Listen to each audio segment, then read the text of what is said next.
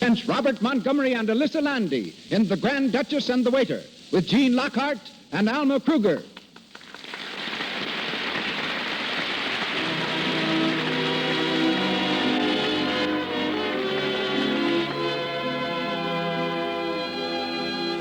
Lux presents Hollywood. Our stars, Robert Montgomery, Alyssa Landy, Gene Lockhart, Alma Kruger, and Lionel Pape. Our guests, Vince Barnett and Natalie Bucknell. Our producer, Cecil B. DeMille. Our conductor, Louis Silvers. On behalf of our sponsors, the makers of Lux Flakes, welcome everyone to another hour in Hollywood.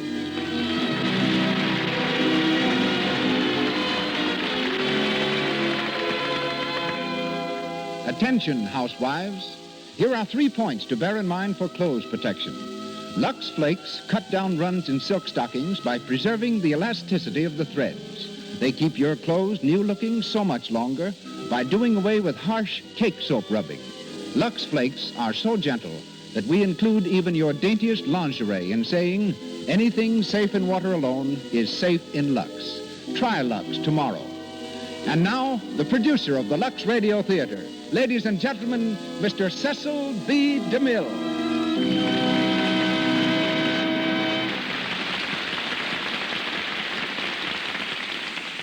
Greetings from Hollywood, ladies and gentlemen. By birth and circumstance, tonight's stars are well equipped to play the parts of a noble woman and a waiter. Alyssa Landy happens to be the daughter of a countess, while Robert Montgomery proved his ability to wait by waiting 9 years before fame and fortune came to him in Hollywood. Both are under contract to MGM. Bob left a job as a deckhand on an oil tanker to play tank towns and stock companies. He wrote for a while in Greenwich Village, but preferring 3 meals a day to art, went to Otto Kahn for advice and a loan. He got the advice. Once on Broadway, however, Bob's ability was quickly recognized. He turned down silent picture offers, but turned westward when talkies arrived. Off the screen, Bob's as serious as he's carefree on it. He's president of the Screen Actors Guild, an avid reader, an amateur farmer, and enjoys driving fast cars and hard bargains. In spare moments, he writes stories and carries on a perpetual game of backgammon with Frank Morgan. After months of playing, he and Frank each insists the other owes him $9.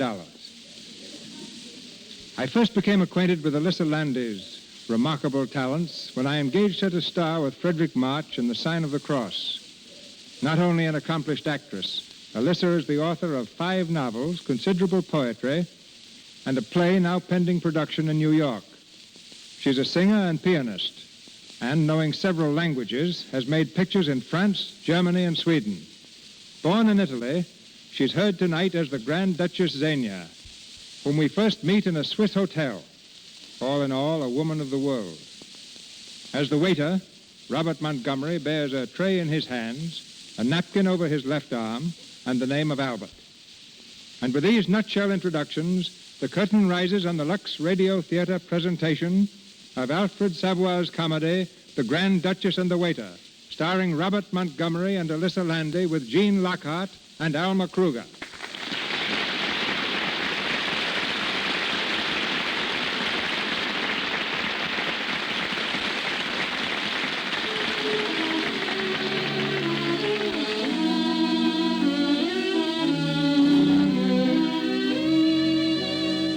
Our scene is the lounge room of the Palace Hotel at Montreux, Switzerland. It's early evening, and except for the presence of Albert the waiter, the room is deserted. Albert, attired in a brass-buttoned waiter's coat and stiff-bosomed shirt, is slumped comfortably in an armchair, idly blowing rings of smoke at the ceiling. Matard, the hotel manager, enters the lounge. He sees Albert, stops short, and then stands watching him with ill-disguised irritation. Well, good evening, Albert. Oh, hello. Quite comfortable, I hope. Got everything you require? Yes, thank you. There's a draft, though. You might shut that door. Shut the door? You must be mad. Mad or insane, I don't know which. A fine waiter I've been landed with, sitting in the lounge room. And what's that you're smoking? That? Oh, that's a cigar. Why? A cigar. You picked them up in the gutter, I suppose. No, not as a rule. Well, that's what you'll be doing soon enough if you don't look out. You don't happen to have a match on you, do you? Get out of that chair. Get up, I say. Well, if you insist. Do you realize that this is the first time in the history of this hotel that any of its staff, and a mere waiter, too, has dared to sit in the lounge? You don't say. Why, I wouldn't sit here myself, even though I am the manager. I know my place. What are you doing here? Just thinking. Thinking. Dreaming. Yes, that's it, dreaming. How did you know? Well, you're going to have a rude awakening, young man, the next thing you know. Is that so? That is so. It was only on Mr. Hapgood's recommendation that I employed you at all. But when he hears how you've been behaving... Oh, you're going to snitch, eh? Why, what do you mean, snitch? Yes. I said I'm going to tell you. That's what I thought you said. Oh, be quiet. Of all the hotels that Mr. Hapgood supervises, he sends you to this one.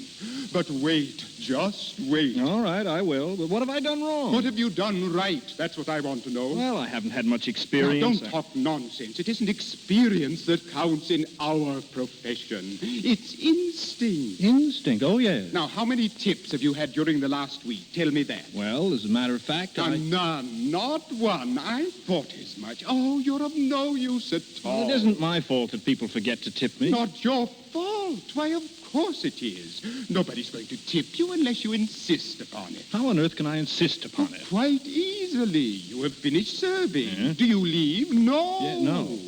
You say, will that be all, monsieur? I see. Everything quite satisfactory, monsieur? I see, and then I hold out my hand. Oh, no, you don't have to. It's merely a question of will, strength of character, the power of the human eye. No, it wouldn't work if I tried it. Well, it would if you had any brains, any tact. Oh, but you'll never learn. The perfect waiter is born, not made. I thought I was getting pretty good at the waiting part of it. You're lamentable, absolutely lamentable. Directly a crisis arises, you're done. Yes. Now, when you're waiting on our ordinary clients, you do manage to make go some sort of a show. Yes, that's what I thought. But when it's something unusual, why, you lose your head completely. Yes, Now, what happens when you serve vegetables at the Grand Duke's table? Oh. You tremble all over. That's right. Your knees knock together so loudly it can be heard in the next room. Yes. And tonight at dinner, you dropped and spilled the melted butter down the Grand Duchess's back. Oh, did I do that? It must have slipped. You slipped. Yes, and you were in such a daze that I don't believe you even noticed it. Why, you must have burnt Her Highness badly. Burnt her? Good Lord, I must have looked like a half-wit. You exaggerate by 50%. Yes, perhaps you're right. The Grand Duchess could never care for a quarter-wit, could she? Care the Grand... Oh, what are you talking about? Monsieur Macomber. What is it? The Grand Duchess, she has been calling for a waiter. Why, where is she? In the private I lounge would with Countess Zavaloff and the two Grand Oh, Dukes. send Louis, send Ormond. I've been looking I for would them, be- monsieur, but Louis is off. Oh, why did I ever become the manager of a hotel? Albert, you'll have to go. Now, quick. I'm on my But way. for heaven's sake, don't spill anything. Come in. Good evening, Your Highness. What is it? You asked for a waiter? That was 10 minutes ago. Yes, but I... Never mind now. Coffee for 4. And one brandy. One brandy, two brandies. Coffee for 4 and no, 2 go on, go on. Yes, Your Highness. You would order a brandy, Uncle Paul? My dear girl, why not? Haven't I just been telling you, all of you, that we're in desperate financial straits? But Zany, it's just two brandies. It can't be as bad as that. Oh, but it is, Peter. What do you think we've been living on? We haven't paid a bill for 2 months. Oh, but I'm sure the manager trusts us, Your Of Highness. course he does. But what's going to happen when he presents his bill? Well, I suggest that we worry about that when the time comes. I'm not worrying, Peter. I'm merely advising all of you that our funds are very low. Oh. Well, you may be a Grand Duke, Peter. And you too, Uncle Paul. But even Grand Dukes must dine occasionally. But, Your Highness, the jewels, are they all gone? You've only got to look at me to see. For a year and a half after the revolution, we lived on what I wore on my fingers. My wrists proved enough for the next 2 years. After that, my ears kept us going for another 6 months. Today, there's nothing left but my neck. Your necklace. Oh, no, Your Highness, you can't tell that. Ah, the Empress necklace. Peter, stop speculating. It's the only thing we have left. Impossible. I absolutely forbid it. While it was only your rings, tiara, and bracelets, I raised no objection. Those trinkets I shall be able to replace someday. Someday. Well, yes, and very soon too, I hope. But the imperial necklace, oh, that's quite a different matter altogether. Why, it's irreplaceable. Unique. I entirely agree, Paul. You know, Xenia, it's always been a family arrangement, it was the will of the late emperor, that someday you and I should get married. Someday. Eh? Yeah. Well, I'm speaking, therefore, with the authority of your future husband when I forbid you to sell that necklace. We haven't sunk to that yet. My poor Peter. And I may add that as far as I'm concerned, you needn't bother. I'm earning my own living. You earning your living? You mean to say that you're at work? Yes, well, it's not work exactly. It's more what you might call business. It's like this. I buy an automobile on credit, you see, and then I sell it again. A little cheaper for cash. Is that all? That's all, but as I've managed to do it 4 times during the last month, I've made a profit of nearly 200,000 francs. 200? How on earth did you get such a wonderful idea? I don't know, just came to me. Why, it's an inspiration. You flatter me, Uncle Paul. No, I only say what I think. Yes, there's no doubt that men of our class possess a sort of innate superiority over ordinary people, and we can't help showing it, even when we forsake our own sphere to engage in a vulgar thing like trade. Peter, how much of that 200,000 francs have you got left? Oh, well, as a matter of fact, just for the moment. Nothing at all. That charming lady of the chorus whom you see so much of. What charming? How did you know? Well, everybody knows. She's taken everything from you, I understand, even your diamond studs. Oh. Really, Peter, as a future husband, you have some qualities that are not altogether attractive. Xenia, now I'm not jealous. But let me give you a word of advice. Try wearing bone studs in the future, and perhaps you'll be able to keep them. But, Xenia, I dear... must also ask you not to meddle in my affairs. I do what I do because it's my duty. You believe me when I say that at heart I should have preferred... Oh, but you wouldn't understand. I'm afraid I don't. Come in. The coffee, Your Highness? Well, don't stand there holding it up in the air. Put it down. Yes, Your Highness. Oh, you Nothing spilled. Are you in the habit of setting down trays in that I'm manner? so sorry, Your Highness. It slipped a little. Slipped? A little. And the table, too. It's a bad table to serve on. You see, downstairs the tables are lower. There are at least 2 inches difference, Your Highness. Oh, well, that explains... Yes. What has that got to do with Well, it? a great deal, Your Highness. When one is used to serving on a low table and suddenly encounters a high table, the impulse is to let the tray down to the height of the low table. Well, that's what I did. Get out. Wait a minute. Aren't you the same waiter who poured the melted butter down my back at dinner? Yes, Your Highness. That was I. Well, you seem proud of it. Oh, no, just pleased that Your Highness remembers me. Get out. Yes, Your Highness. Is there, will that be all, Your Highness? What? Is everything quite satisfactory, Your Highness? No. Oh, well, I told the manager it wouldn't work if I tried it. What did he say? Oh, the man's demented. We ought to do something about it. We will. Remind me in the morning to speak to the manager. We'll have him discharged before breakfast.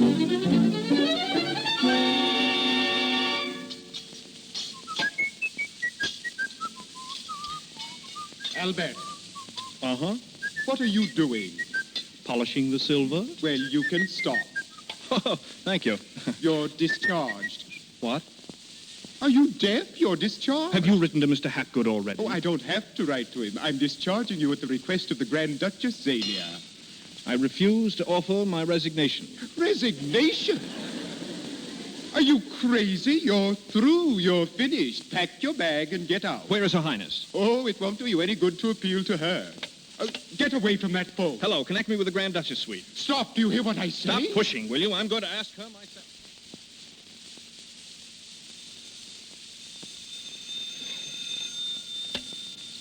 Yes, this is the Countess of Alof. Albert?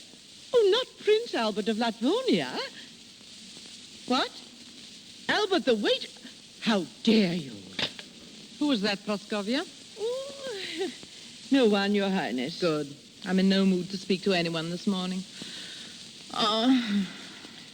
Your Highness is sad. Strangely enough, no. Now that I've at last decided to part with the necklace, I feel a sense of relief. After all, what does it matter? What does anything matter nowadays? Peter been here this morning? Yes, Your Highness. He left immediately. He's gone to speak to the jeweler. Did he take the necklace with him? No, Your Highness, it's there in the jewel box. I suppose Peter will haggle for a week or two about the price.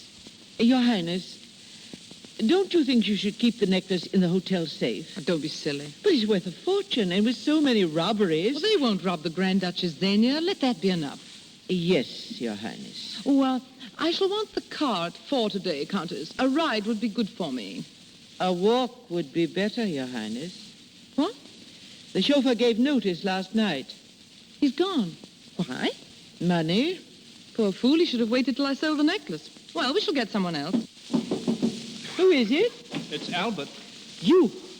Get out of here. One moment, please. I thought you were discharged. Yes, I was, Your Highness, but you needn't be alarmed. I won't upset anything. I won't break anything or spill anything. You see, I have nothing in my hands except a napkin. This useless and perfectly hateful napkin. And why is it hateful? Because it's a symbol of my lowly station, Your Highness. It weighs a ton. Then why don't you put it in your pocket? You don't mind. Thank you. There, I feel better already. Your Highness. What an extraordinary way. I'm glad I'm able to make you laugh. I know how little gaiety there is in Your Highness's life. What do you mean? Have I said too much? It would appear so. You Swiss believe too much in democracy. Swiss? No, not me. I'm an American. Really? What's an American waiter doing in a Swiss hotel? Well, it's a long story, Your Highness. Then we shan't bother with it. Very good, Your Highness. But might I be allowed to ask Your Highness a question? No. Understand whatever your name is. Albert, Your Highness. Understand, Albert, etiquette does not permit me to be asked questions. That must be rather a handicap to general conversation. Yes. Well, I promise not to ask any questions, but I've a request to make to Your Highness, a very humble petition. Impossible. All petitions must first be addressed to Countess Avaloff, my lady-in-waiting. It is for her to decide whether they shall be passed on to me. I see. Countess Avaloff, I beg of you, I beseech you to convey my petition to Her Highness. It depends on what it is. Whether I think it's suitable. I admit that I'm not a very experienced waiter. I'm clumsy, I know. I lose my head when I pass the asparagus. Yes, go on. We know about that. But is that sufficient reason to blight my young career, to nip it in the bud? I shall improve. In time, I know I shall. And even if I haven't any of the qualities necessary to a good waiter, I may possess other virtues, unsuspected, hidden away, which are just as admirable. Is it not so? It's possible. Undoubtedly. Countess Avaloff, I am devoted to Her Highness. What? In a nice way. I am devoted to her with a loyalty, with a passion that mocks the power of words. All that I ask is to be allowed to serve her with the last breath in my body, with the last drop of my blood. In Her Highness's service, I should live in ecstasy. I should die content. That, Countess Avaloff, is the petition I beg you to lay at the feet of Her Highness. Is that all? That's all. I refuse to forward your petition. You refuse? It's already in the wastebasket. Countess Avaloff, Your Highness. forward the man's petition. It is Your Highness' wish. It's my command. You may go, Albert. Thank you, Your Highness.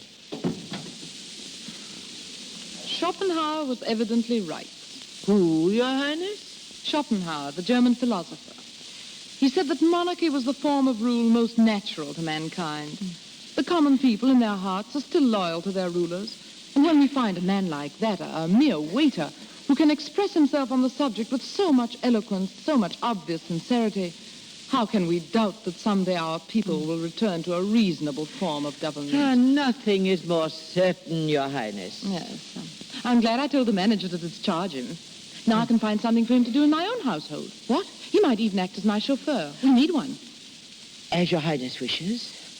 Your Highness commands, and of course I can only obey. What's the matter? Have you anything against him? No, Your Highness, nothing. Nothing. I merely ask if Your Highness is certain she is not making a mistake. A mistake? Is that waiter really the devoted monarchist that Your Highness seems to imagine? Oh, you're absurd. You see spies everywhere. Oh, I don't for a moment suggest that Albert's a spy.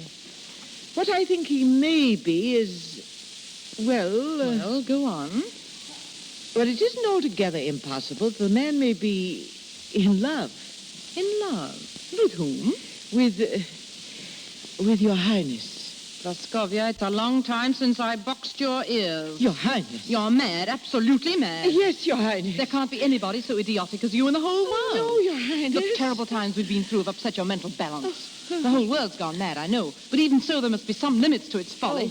There are few things left that one may still regard as impossible. Yes, Your This Highness. servant, this waiter in love with me. How dare you to imagine such a thing? Well, I don't know. But you must know. Explain yourself. Well, really, I can't. But, well, you see, Yes? for the last week he's certainly been making eyes at Your Highness. Making eyes at me. Praskovia, leave the room at once. Yes. Go, and don't dare come back until my temper's had time to cool down. Yes, Your Really. Highness, yes.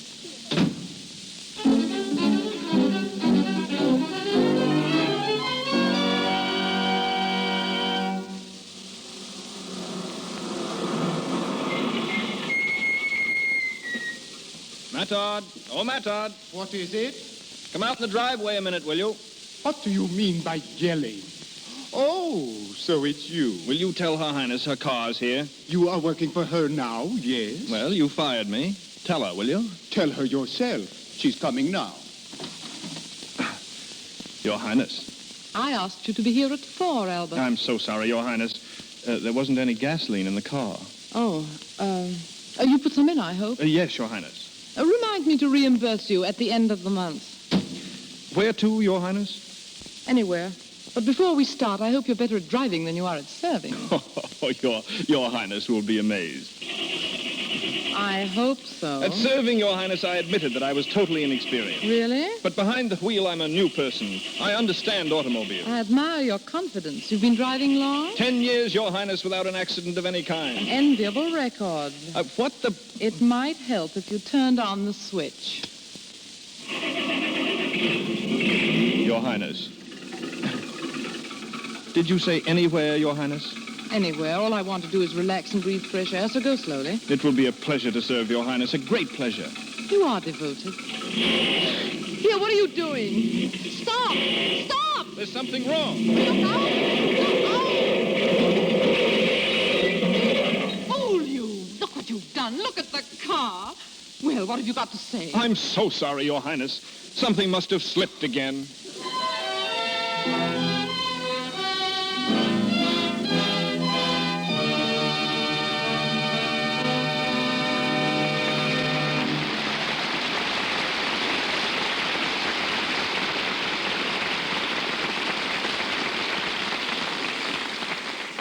Before we go on with the Lux Radio Theater's presentation of The Grand Duchess and the Waiter, let's stop in at one of Hollywood's department stores. It's closing time, and Lola and Irene, 2 salesgirls in the corset department, are totaling their sales for the day. Haven't you finished adding that yet, Lola? 4 and 3 are 7, and 1 are 8, and 4 are 12. There, that's what I call a record. Over $112 in one day. Over $112? Mm-hmm. How do you do it? With the help of Lux. Lux? You don't sell Lux. Of course not, silly. But you can't wear a girdle and Lux it at the same time. You need at least 2 if you're to take proper care of them. Naturally. But then you spend twice as much. How do you explain that to your customers? Ah, that's easy. Buying 2 is so much more economical in the long run. When you Lux them oftener, they actually last longer. Lola's right. Alert women are discovering for themselves the economy of Lux Care for girdles and foundations. Frequent luxing not only keeps them fresh and protects their fit, but actually prolongs their wear. These fine tissue-like flakes preserve elasticity, you know. They dissolve quickly in cool water. Hot water is bad for elastic fabrics. Soaps containing harmful alkali weaken elasticity. Lux has no harmful alkali. Anything safe in water alone is safe in Lux. Remember to get a box tomorrow. As you know, these gentle flakes preserve the life and luster of all your dainty things. And now, Mr. DeMille. With Alyssa Landay as the Grand Duchess, Robert Montgomery as the waiter, and an all-star cast, we continue our play.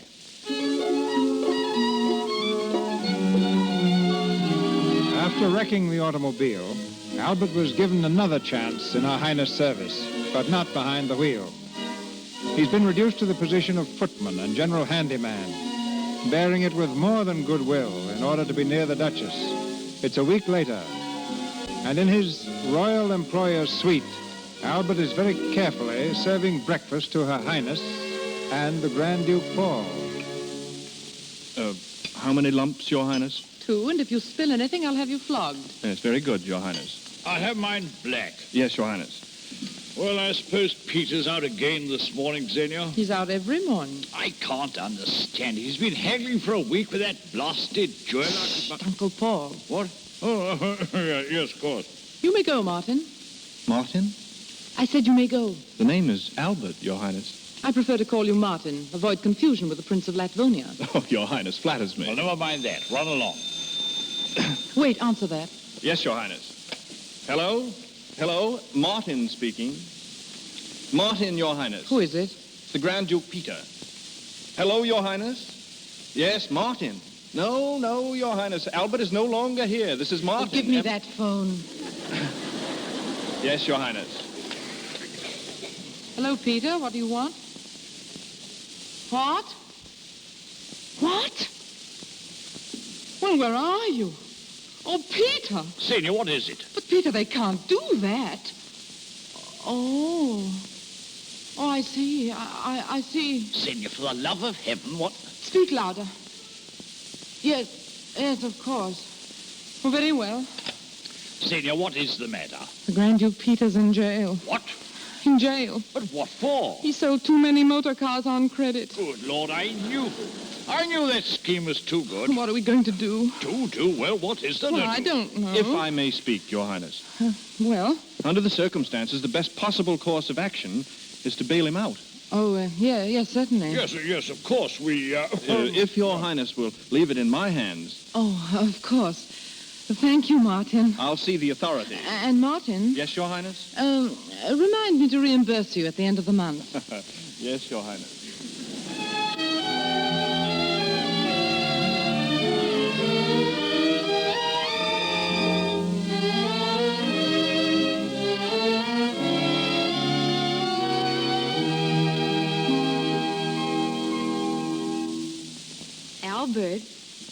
Albert, why don't you answer me? The name is Martin. Her Highness changed it. Oh, bother. Have you seen Her Highness Barsaw? You're the maid here, Henrietta, not me.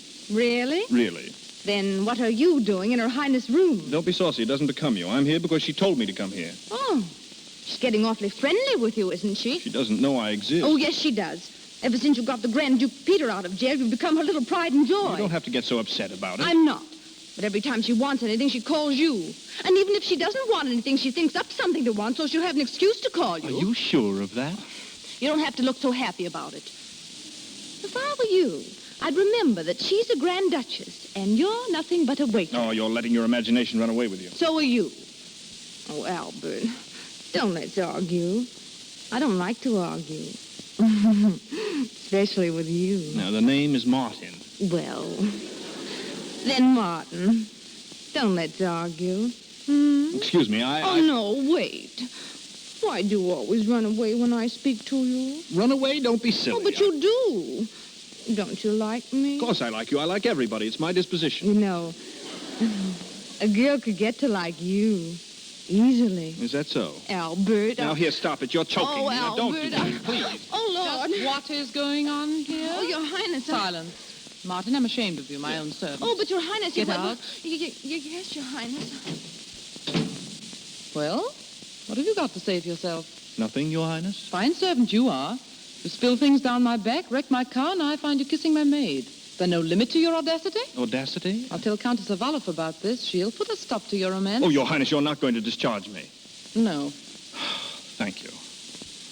Does it really mean so much to you? More than Your Highness will ever know. Why? Your Highness, Stop. I don't want to know.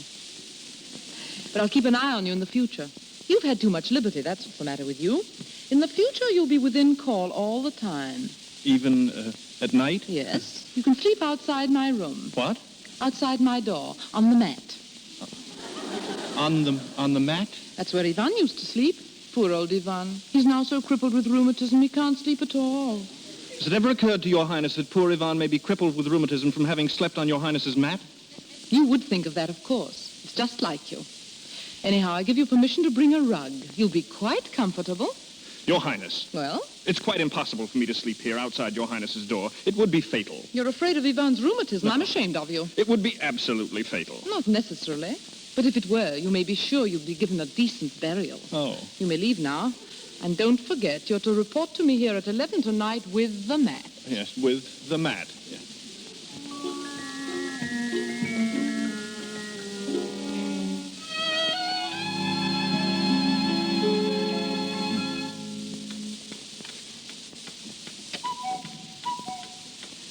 Oh, 10:30. I wonder where Senior is. I don't know. She said she wanted to speak to us after dinner, and then she disappeared. You know, she's been acting very strangely of late. Have you noticed it? No. Ah, yes, you wouldn't. But she has. And I think she must be in love. Who? Why, Senior.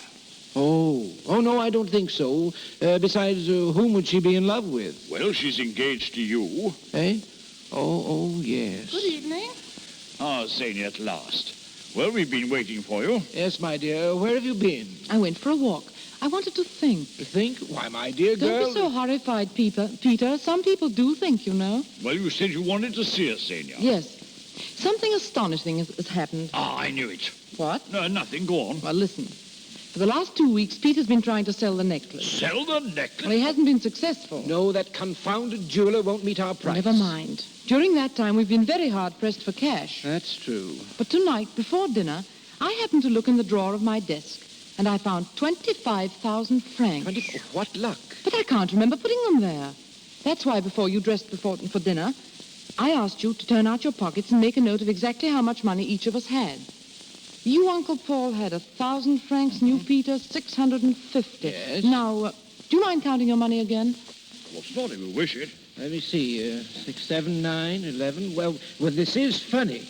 I seem to have another 400 francs. That's curious. I've got an extra 200. There.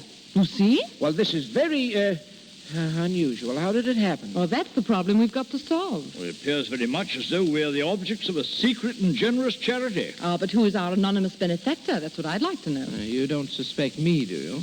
No, Peter. You're right. I couldn't manage it. There's been rather a slump in the motor trade. Have you cross-examined the servants? They know nothing whatever about it. Well, they must have connived at it. Money doesn't drop from the skies. At least, that's not its usual habit. No, more's the pity. I don't understand it, and it annoys me. Well, what shall we do about it? Nothing.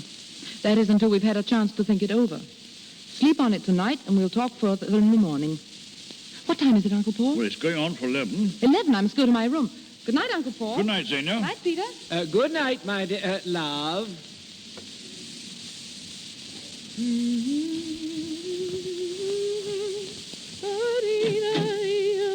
Good evening, Your Highness. Well, what are you doing in my sitting room? Your Highness told me I was to sleep at her door. I always go to bed at this hour, so here I am. What's that you're carrying? It's a dressing gown, Your Highness, and pajamas. Pajamas? Silk pajamas? Yes, I've slept in them for years. What are we coming to? The lower classes wearing silk pajamas. We have to have some enjoyment, Your Highness. Silk pajamas are small compensation for the dreary existence of a waiter. Yes, I suppose so. You know, Martin, you're a very interesting person. Thank you. You're a little insane, of course. Of course. But nevertheless interesting. I think I enjoy talking to you. Every word Your Highness addresses to me is a glittering jewel flung from the stars. I treasure it. You really feel that way? That's only part of it. There's more? Much more. If Your Highness only knew how I worshipped... Stop. I don't want to hear it. I'm going to my room. Yes, Your Highness. Good night. Good night, Your Highness. Oh, by the way, before I go, let me give you a word of advice, or perhaps I should say of warning. I'm of rather a nervous disposition. I keep a revolver under my pillow. And if by any accident you happen to open my door unexpectedly, you'd be greeted with 6 bullets, not one of which would miss its mark. I think you understand. Yes, perfectly, Your Highness. Good night. Good night, Your Highness.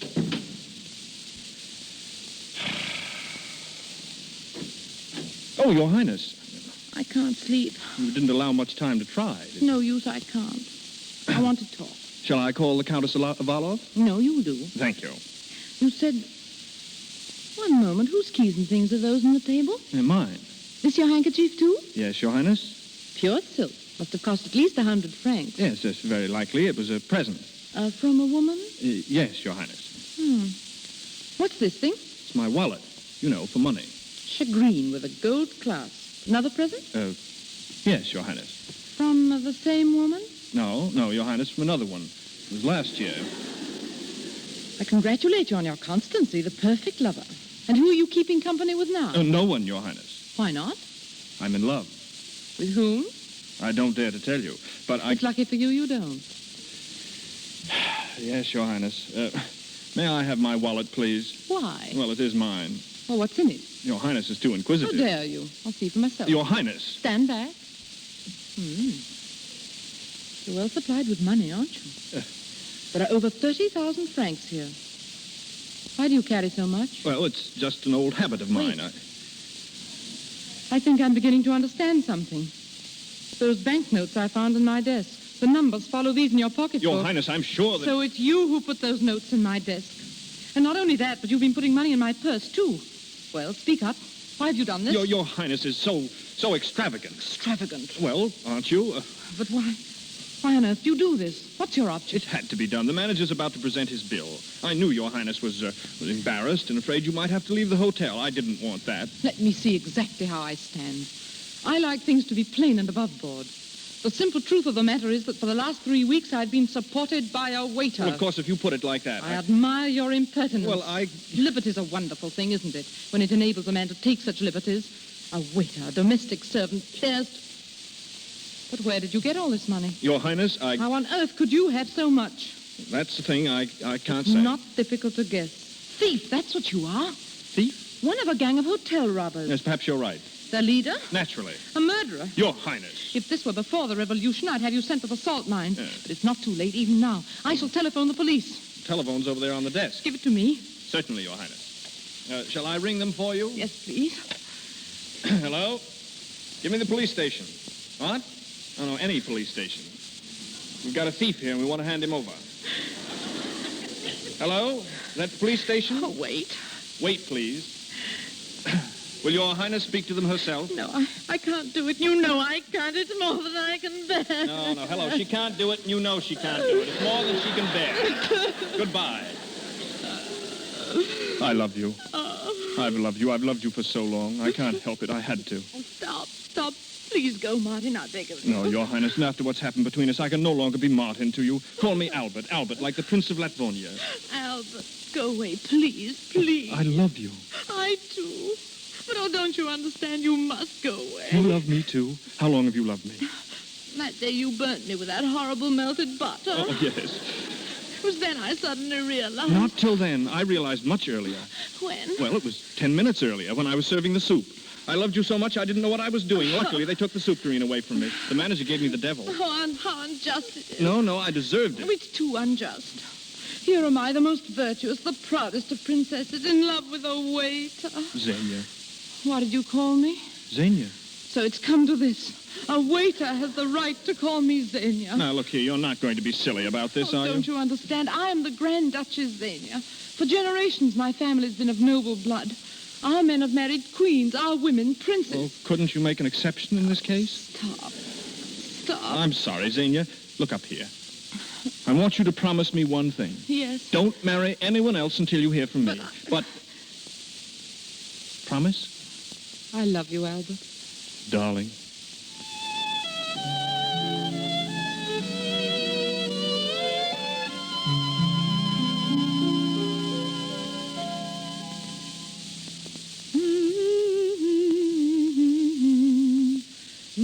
My stockings, Henrietta. Yes, Your Highness. Your Highness is unusually gay this morning. Am I Praskovia? Perhaps. Is there any particular reason?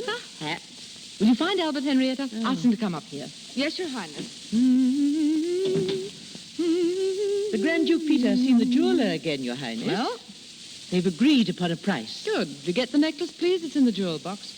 The jewel box? Yes. But it wasn't there early this morning, Your Highness. What? But it hasn't been there for days. I assumed Your Highness had placed it in the hotel safe. Are you mad? Get me that box. Yes, Your Highness. I haven't worn it in ages, and I remember putting it back in the case the last time. Here, Your Highness. Let me see. It's gone. Your Highness. It's been stolen. But are you sure that Of course I'm sure. I've never kept it in any other place but here. Oh, Your Highness, what are you going to do? We must notify the police. Yes. Your Highness. Henrietta, quick, tell the Grand Duke Paul I must see him at once. Yes, Your Highness. Wait, where's Albert? Oh, I couldn't find him, Your Highness. I asked the manager, and he told me that he'd left. Oh, what? He's left the hotel early this morning. Albert's gone, but he's coming back. I don't think so, Your Highness. He had 2 suitcases with him. Your Highness. Be quiet. He's gone. I don't understand. He's stolen your necklace. That's why he's don't gone. Be a fool. He couldn't. But the money. He had all that money. Oh, would a thief stay here after he'd stolen a necklace? Would a thief put money in my desk? He might. I always said there was something strange about that man. He's mad enough to do anything. The money, a week ago, he'd have had time to realize on the necklace. Yes, it all fits perfectly. It's the only solution. But last night he said... No, I won't believe it. I won't. He couldn't have been a thief. No. He couldn't, you hear? He's only gone out somewhere. He'll be back. He must come back. Oh, Your Highness, please. Please, Your Highness.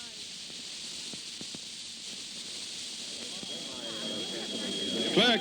Oh, clerk! One moment, monsieur. But I'm in a hurry. Yes, monsieur. What is it? I want a first-class ticket, please, on the next train to Paris.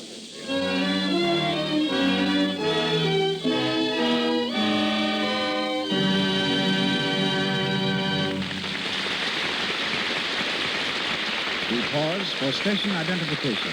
This is the Columbia Broadcasting System.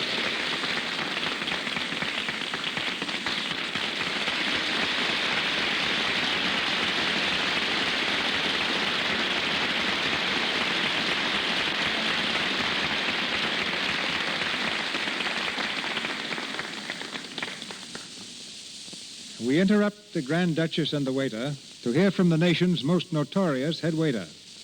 Employed by hosts for the express purpose of embarrassing guests, all in fun, of course, he's really a character actor, having appeared in 125 films in the last 5 years. As a practical joker, he's told Einstein he knows nothing about relativity, picture stars like Jeanette MacDonald, Jean Harlow, and Mary Pickford, that their table manners were atrocious, Colonel Lindbergh, that he didn't know the difference between a cockpit and a peach pit, and he made George Bernard Shaw, England's greatest ribber, call quits after 20 minutes of heckling.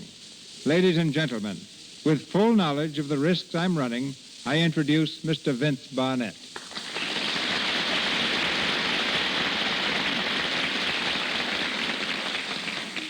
Thanks, Mr. DeMille. Yes, it's my pleasure to make as big a nuisance out of myself as possible. But though I may be public pest number one, I can honestly say that my victims and I have always parted the best of friends. I've impersonated scores of people, but find that a head waiter offers about the greatest field for a man's talents as a practical joker.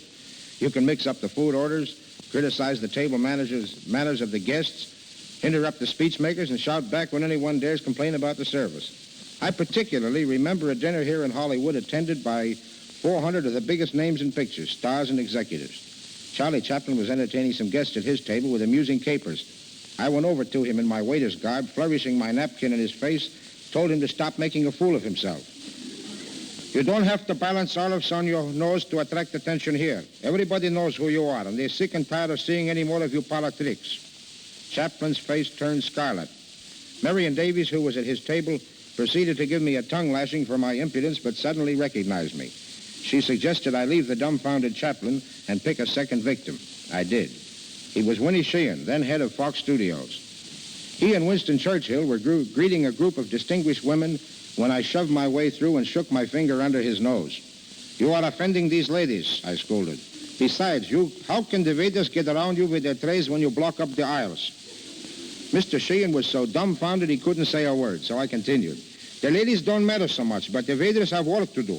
Get back to your table or I call the police and have you put out. Mr. Sheehan still remained speechless, but he grabbed the nearest chair and was about to obliterate me when Miss Davies interrupted what might have been an act of public service. What I fail to understand, Vince, is how, after years of annoying the innocent, you're still all in one piece. Oh, I've been hit only once. The others showed rare self-control. Who was the lucky man? He was the great Arctic explorer, the late Raoul Amundsen. But when he found out who I really was, he was so apologetic that tears actually streamed down his grizzled face.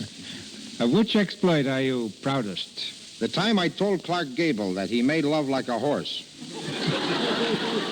That's as bad as telling the housewives of America there's a better way of washing clothes than with Lux Flakes. Well, one word led to another, and Gable, his patience exhausted, challenged me to put up my fists. You think I fight with fists? I answered. Daggers we fight with or nothing. You, the great Gable, fway. Thoroughly incensed, Gable came back. I'm sick of this great Gable stuff. You'll fight me now or never. With that, he took a swing, and the host, Douglas Fairbanks, Jr., having pity on me, intervened, and all was forgiven.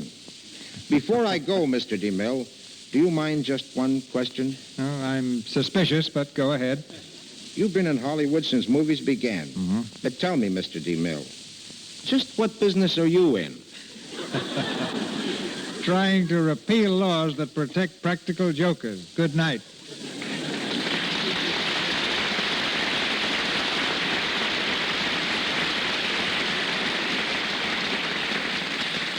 We continue with The Grand Duchess and the Waiter, starring Robert Montgomery and Alyssa Landy, with Gene Lockhart and Alma Kruger.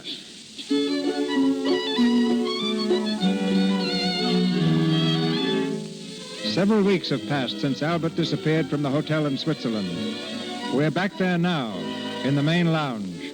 In the far corner, Metard, the manager, is talking to a well-dressed young man who has just arrived. As we come closer, we discover the young man to be none other than Albert himself. What I want to know is, what are you doing here? What I want to know is, where is the Grand Duchess Xenia? She's gone. Gone where? I've already told you I don't know. All of them, they left 2 days after you. Didn't she leave any forwarding address? No. But I've got to find her. Oh, yes, she wanted to see you, too. The Countess of Orloff wanted to put the police on your trail, but the Grand Duchess wouldn't let her. Police? What did you do? Steal something? Do I look like a thief? Yes, a little. Thanks. Now look, Matar, try to think. Did they mention any place, any town, any city, any country where they might have gone? Well, I think the Grand Duke said something about Milan. Milan. Yes, or maybe it was Livorno. Oh. No, Milan. But I'm not sure. It's a great help, that is. Well, what more can I say?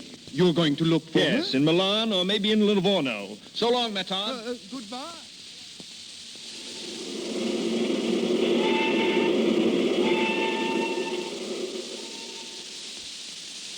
Duchess Xenia, I've been looking for her for the last 2 months. But you're not sure she came to Livorno? No. The police are not magicians, senor, but we will do what we can. Thanks. If you can pick up any trail at all.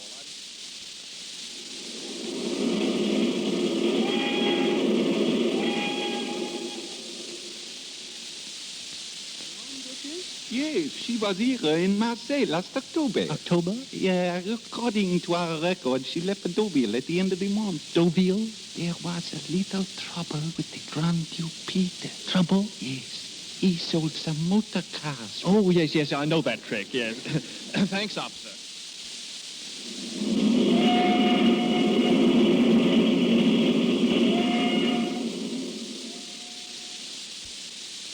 The Grand Duchess for you, monsieur. Good. Where? Go to this address. You will find her there. The cabaret, Oh, no.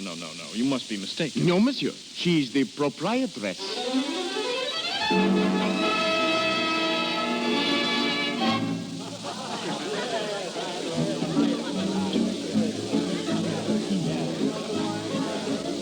Praskovia, will you shut that door, please? Yes, Your Highness. You needn't bother with calling me Your Highness any longer. I've told you that 20 times. Oh, but we must keep up appearances. It's good for business. Yes, I know. How much have we taken in tonight? Well, the Grand Duke Peter says 10,000 francs. But the Grand Duke Paul says 7. Yes, probably 5. Where's Peter? At the hat check counter. He's checking the hats while the boy has his supper. Grand Duke checking hats in the cabaret. What a world. Well, if you'll pardon my saying so, Your Highness, none of us would be here if you'd allowed me to send the police after Stop that. it. I won't have you throwing that up to me all the time. It was my necklace. And if I preferred to let him steal it, that's my business. Yes, Your Highness. Anyway, working's good for us. Certainly kept Peter out of trouble. He hasn't tried to sell a car for 6 months. Hello, my love. Come in, Peter. How's business? Ah, never better, never better. I've checked 120 hats in an hour. You get any tips? Tips? Now, don't be vulgar. Your Highness. Yes? Will you check this bill, please? Here, let me see it. I'll, 124.36. Why, this seems to be correctly totaled. Yes, it lacks imagination.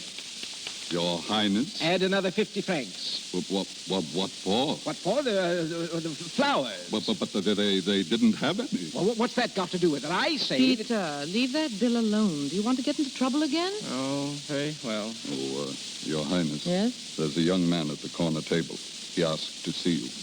Well, I'm in for it again. They all want to meet a real Grand Duchess. After all, you can't blame them, and it's good for business. I'll see you later, Peter. Yes, my sweet.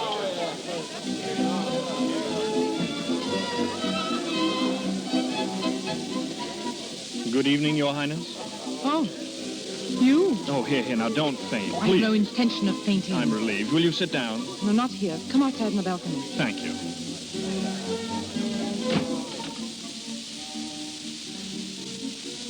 Well, what are you doing here? I might ask you the same thing. Well, I should think you'd be ashamed to show your face after what you did. Oh, you mean my disappearing act? I'm sorry I didn't get a chance to speak to you before I left. I was in a hurry. I can imagine. I never thought you'd leave the hotel without hearing from me. It wasn't exactly honest, was it? Honest? What are you talking about? Well, you might have left word for me. If this is a joke, I'm not appreciating it. What did you come here for?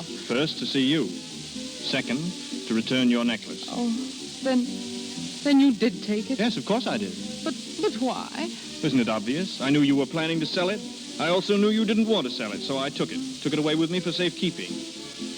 There you are. Oh, good Lord. What's the matter? I don't know. I'm all confused. You didn't think I stole it, did you? Oh, I don't know what I thought. That money. All that money you had. Where did you get it? It was mine.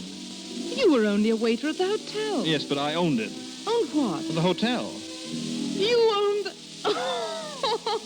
Now, control yourself. I can't. What's so funny about a man owning a hotel? Every hotel is owned by somebody. But you wait. I was only learning the business. Will you please explain what this is? Well, it's very simple. You see, when my old uncle died, heaven rest his soul, he left me 6 hotels all over Europe, with a proviso that I start from the bottom and learn everything about running them. So I became a waiter. Had to be a secret, of course, so even Matar didn't know. Oh, but when I left Switzerland, I went to Paris to see the trustee. I convinced him, and I knew the business. He was easily convinced. And I got control of the hotels. You owned 6 hotels? No, I sold them. Oh, why? Well, you had to marry a nobleman. A man can't be a nobleman and a hotel proprietor at the same time. Well, you are crazy. But I am a nobleman. How? On the way back, I stopped in Latvonia. I donated enough money to build a new hospital, and to show their appreciation, they made me something. What was it? Oh, yes, a duke. I'm the Duke of Stetvig. The Duke of Stetvig? Yes, is it important? I never heard of it. Neither did I. Well, am I noble enough? Am I? You. Well, we've changed around a little since the last time. I still love you. I still love you. There's a Justice on the next street. Shall we? I'll think it over on the way. My arm, Duchess. Thank you, Duke.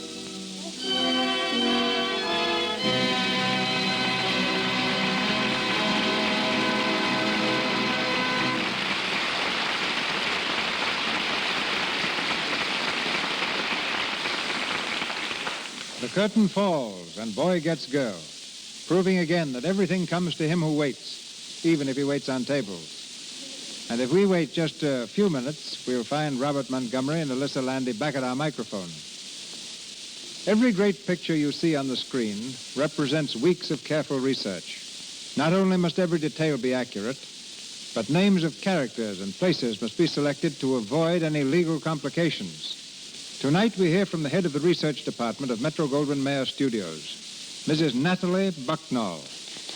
Her name is one many will recall from World War days. As a volunteer nurse in Russia, she was personally presented with the Medal of St. George for bravery by Tsar Nicholas. In 1917, she fought with the famous 2nd Women's Battalion of Death. Later, she became a British Secret Service agent, and in 1919 was made head of the aid post of the British military mission in Russia. Called a second Florence Nightingale by the British government, she is one of the 3 foreign-born women ever to have been honored with the Order of the British Empire. Ladies and gentlemen, Mrs. Natalie Bucknall.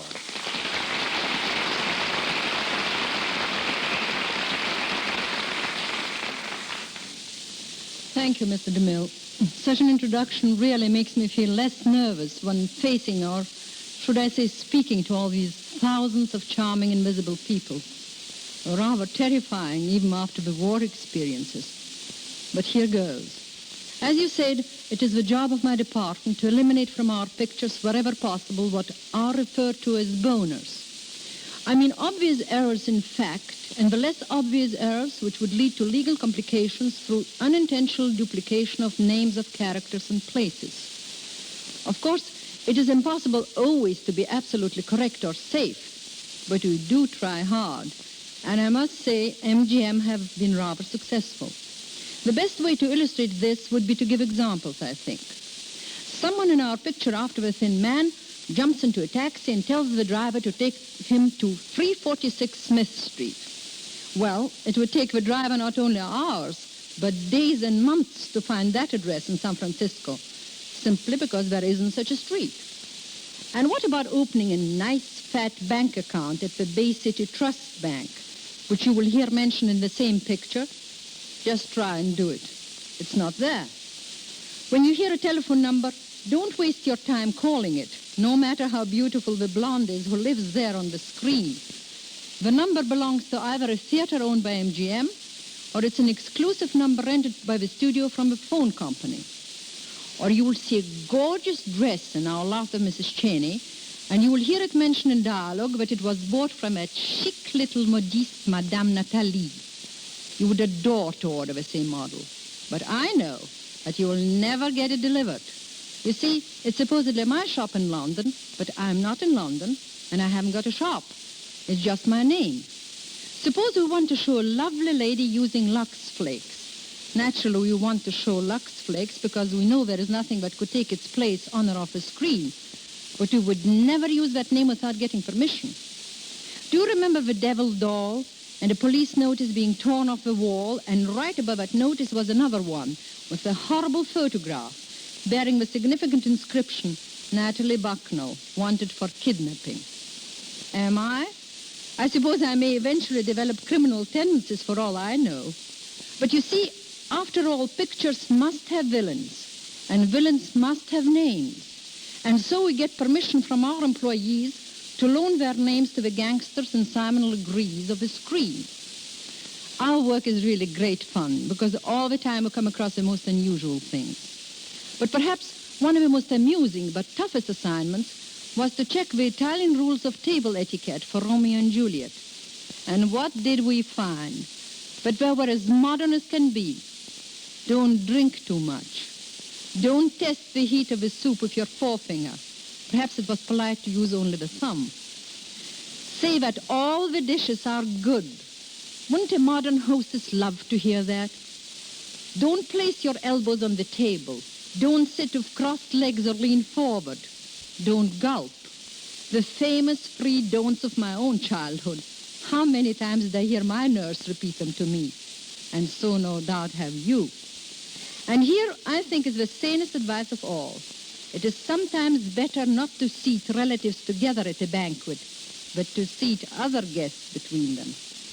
And with this sage bit of philosophy, may I say thank you and good night. Good night, Mrs. Buckner.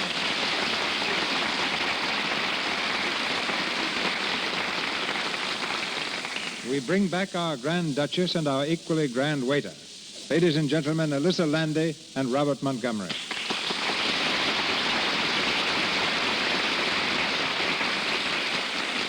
Thank you, Mr. DeMille.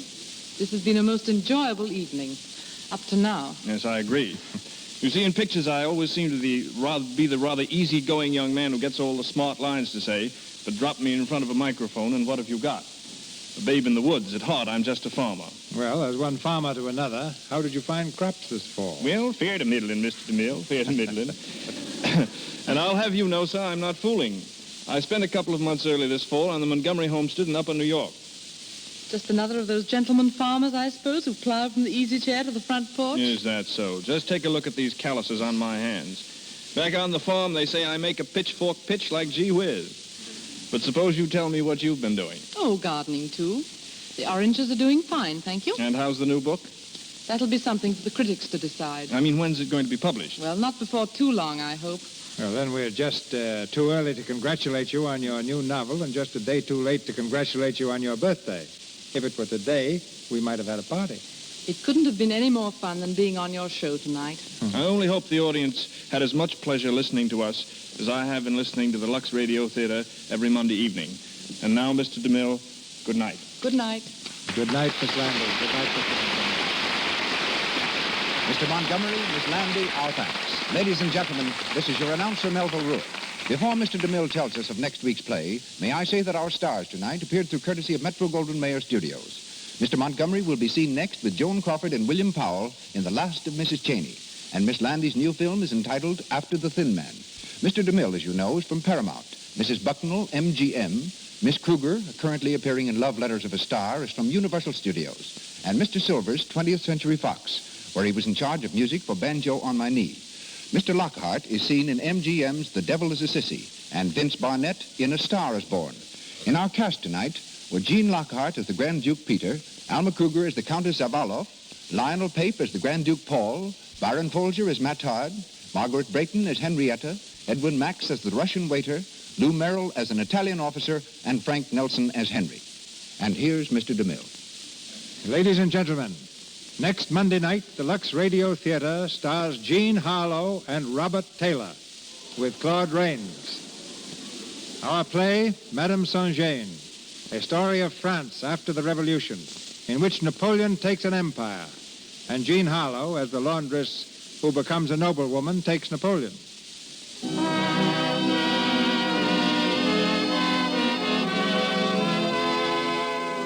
Our sponsors, the makers of Lux Flakes, join me in inviting you to be with us again next Monday night when the Lux Radio Theater presents Jean Harlow and Robert Taylor in Madame Saint-Jean with Claude Rains and C. Henry Gordon.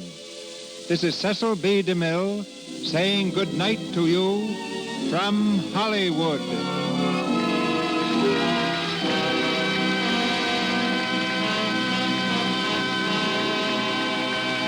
This is the Columbia Broadcasting System.